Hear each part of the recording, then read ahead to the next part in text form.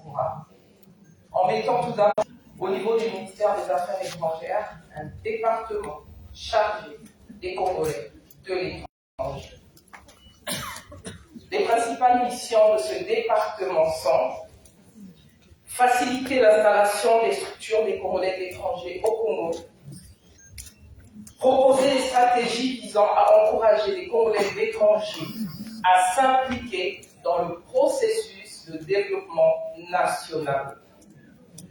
Aussi, faciliter les contacts entre les Congolais de l'étranger, détenteurs de projets, et les partenaires au développement susceptibles de contribuer au processus de développement national. Pour encourager et faciliter l'entrepreneuriat, le gouvernement congolais a prévu au niveau de Paris, en mars 2024, un bureau de liaison a été mis en place au sein de notre ambassade. Ce bureau fait l'intermédiation entre les Congolais de l'étranger et nous voulons rencontrer et les entreprises installées à Brazzaville au Congo. Au niveau du gouvernement, le Congo dispose de quelques organes d'appui à l'entrepreneuriat à travers les ministères en charge de l'économie, des petites et moyennes entreprises et de la promotion du secteur privé. En guise d'illustration, nous avons le FIGA, qui est le Fonds d'impulsion de garantie et d'accompagnement des petites et moyennes entreprises et de l'artisanat. Il soutient les projets portés par les jeunes entrepreneurs et garantit les crédits d'investissement consentis par les établissements bancaires. Nous avons également le FONEA, qui est le Fonds national d'appui à l'employabilité et à l'apprentissage, qui appuie les opérateurs de formation professionnelle. Nous avons également la CPCE, Agence congolaise pour la création des entreprises, qui, elle, délivre les documents attestant la création d'entreprises. Nous avons également un guichet unique de création d'entreprise, ce guichet qui simplifie et accélère les démarches administratives pour la création d'entreprises. Le gouvernement congolais a mis en place des régimes fiscaux attractifs pour encourager l'entrepreneuriat dans certains secteurs stratégiques comme l'agriculture, l'industrie et les technologies. Voilà, c'est une liste qui n'est pas exhaustive. Concernant les secteurs porteurs pour investir au Congo, nous avons l'agriculture, l'agro-industrie, le tourisme qui marche très bien. Nous avons les technologies de l'information et de la communication, l'audiovisuel et tout ce qui est événementiel, la santé également. Concernant mon expérience personnelle, depuis que j'ai pris mes fonctions ici à l'ambassade du Congo en France, je reçois régulièrement les Congolais, les jeunes Congolais dynamiques qui viennent avec des projets et qui souhaitent repartir au Congo, entreprendre. Donc je fais le pont entre ces jeunes et les institutions qui peuvent les guider. Je peux prendre quelques exemples. J'ai reçu un jeune Congolais designer qui est venu me voir un jour au bureau. Il me dit, madame, je fais du sur-mesure, j'ai des sacs. Mes tenues sont portées par des chanteurs, par des étrangers. Et mon rêve est qu'un jour, les Congolaises portent mes sacs. Et pour l'encourager, j'ai pris un sac. Je lui ai dit, écoute, ça serait une fierté de porter un sac confectionné par un jeune en plus très talentueux. Je l'ai mis en contact avec le ministère des petites et moyennes entreprises à Brazzaville. L'année dernière, il a été invité à la semaine du raffia par la ministre. Et aujourd'hui, son dossier est retenu au FIGA pour sa création d'entreprise. Il va former les jeunes au Congo et créer de l'emploi. Je reçois aussi les jeunes qui sont dans le domaine du tourisme, qui veulent entreprendre au Congo. Récemment, Il y a une compatriote qui est rentrée du Congo et voilà. Les exemples sont nombreux. En matière de tourisme, nous avons un Congolais qui s'appelle Kiki Rwanda. Je ne sais pas s'il y a des Congolais dans la salle qui ont entendu parler de lui. Il est issu de la diaspora congolaise, étudié en France, rentré au Congo. Aujourd'hui, il vend du Made in Congo. Et c'est une fierté. Donc, nous sommes là. L'ambassade est disponible. Ceux qui veulent venir me voir, je suis disponible. Que ce soit les Congolais ou les autres qui veulent entreprendre au Congo, nous avons le conseiller économique qui est là, le bureau de liaison qui peut également vous écouter. Nous sommes là.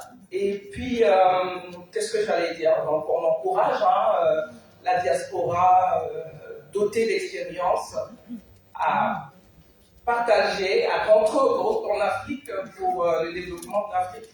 Voilà. Merci beaucoup. Merci, madame. Je vais donner la parole à présent au représentant de l'ambassadeur de Guinée à Paris, qui va également nous entretenir sur ce que fait son pays et particulièrement son ambassade pour les retraites. Merci. Merci beaucoup. Monsieur le Président du Club Efficience, Excellences, Messieurs les ambassadeurs, chers collègues diplomates, c'est pour moi un honneur et un grand plaisir d'assister à cet important événement au nom de mon ambassadeur, son Excellence Sékou Sylla, qui aurait souhaité être des nôtres, mais qui malheureusement pour des raisons de force majeure n'a pas pu faire le déplacement. Il me charge de vous transmettre ces sincères et fraternelles salutations et vous prie de l'en excuser. En son nom et à mon nom propre, je voudrais vraiment remercier le Club Efficience et l'ensemble des membres et enfin l'ensemble de ses membres pour nous avoir invités et pour nous réunir ici ce soir pour discuter de cette problématique hautement importante qui est en fait le retour de notre diaspora qui est fortement attachée à ses origines et qui veut participer activement au développement socio-économique du continent. Soyez-en vraiment félicités. Comme vous l'avez dit dans votre note conceptuelle que nous avons reçue, en fait, la diaspora constitue un vivier de talents et de compétences. Et nos pays l'ont vraiment intégré. C'est pourquoi, au niveau de la République de Guinée, cette volonté vraiment d'associer notre diaspora, notre diaspora au développement du pays, elle est portée au plus haut niveau, à commencer par le président de la République, le général Mamadi Doumbouya, qui a instruit aux missions diplomatiques et consulaires de faire vraiment de cette diaspora une priorité, de les écouter et de chercher des problèmes, de chercher des solutions à leurs problèmes. C'est pourquoi, à travers le ministère des Affaires étrangères et des Guinéens établis à l'étranger, il a fait savoir que partout où un Guinéen se trouve, il doit être assisté, il doit être écouté, il doit être considéré. Donc, à ce titre, comme l'a dit la collègue du Congo, en République de Guinée, nous avons aussi une direction des Guinéens de l'étranger. Et au sein de cette direction, nous avons le bureau d'accueil, d'orientation et suivi, qui est chargé d'accueillir et puis d'accompagner notre diaspora qui souhaite retourner au pays, qui souhaite investir au pays. Parce que cela est parti d'un constat simple.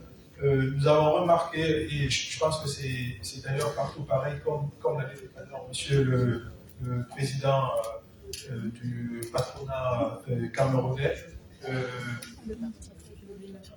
les diasporas ont souvent tendance à emprunter des circuits parallèles quand elles rentrent au pays, quand elles veulent investir au pays. Et cela a souvent tendance à les décourager parce que le plus souvent, elles se font arnaquer et leurs investissements sont perdus. Alors qu'il y a au sein de nos États des institutions vraiment qui existent, qui sont là pour eux, pour les accueillir, pour les informer, pour les accompagner dans la réalisation de leurs projets et pour la sécurisation de leurs investissements. Et nos pays ont besoin de leur diaspora, non seulement